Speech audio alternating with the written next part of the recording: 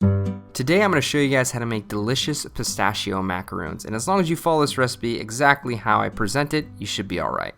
So first up, we're going to make our white chocolate and pistachio ganache, which is going to be the filling for our macaroons. So in a small sauce pot, you're going to add some pistachios, heavy cream, and some butter, and bring this up to a simmer. While that's simmering away, you're going to add your sugar and then continue cooking for about 5 to 10 minutes, or until the nuts start to sort of soften and infuse with the cream. As soon as that's done, you're going to throw it into a blender, mix this on very high speed until the mixture is blended till it's completely smooth, and then you're going to pour some of it over your white chocolate chips and make your ganache.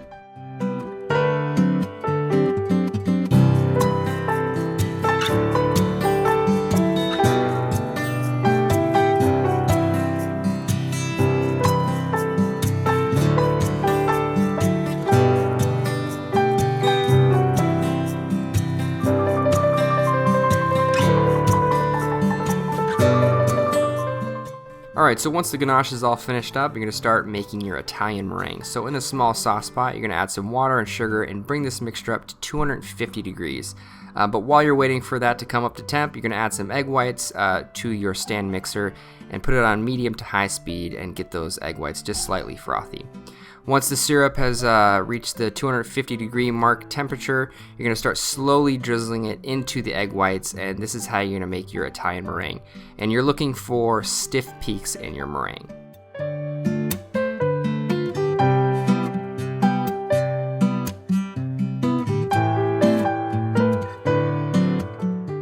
Alright, so once the meringue is done, you're going to start sifting all your dry ingredients. So here I have some pistachio flour, which is essentially just whole pistachios that have been run through a food processor until really fine, and some powdered sugar. You're going to want to make sure to sift these very well, otherwise your macaroons can tend to be a little lumpy. Once that's done, you're going to add it to a bowl and then add the other half of your egg whites in this recipe to it and make almost like a pistachio paste. Once this is all good, well and mixed, you're going to add your meringue a third at a time. The consistency you're really looking for is almost like cake batter, but most macaroon recipes will say that the consistency should look almost like flowing lava.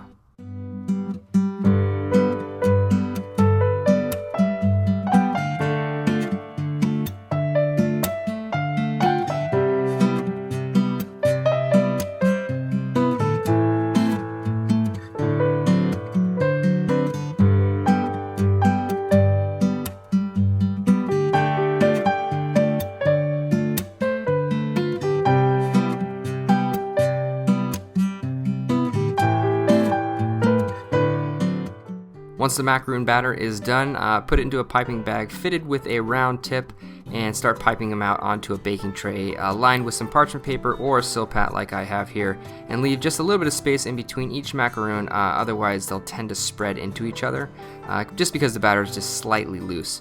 Top with a little bit of ground pistachio flour that you have reserved left over, and you're going to let these dry for about 10 to 15 minutes before you bake them. Once you do bake them, they will bake in a 300 degree oven for about 10 to 12 minutes.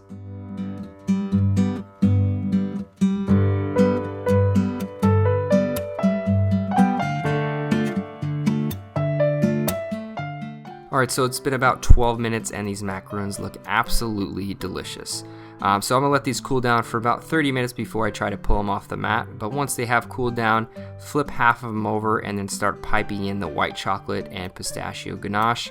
And then take the other half of the cookie and sort of just smush that filling in between both of the cookies. And there you guys have it, a beautiful pistachio macaroon.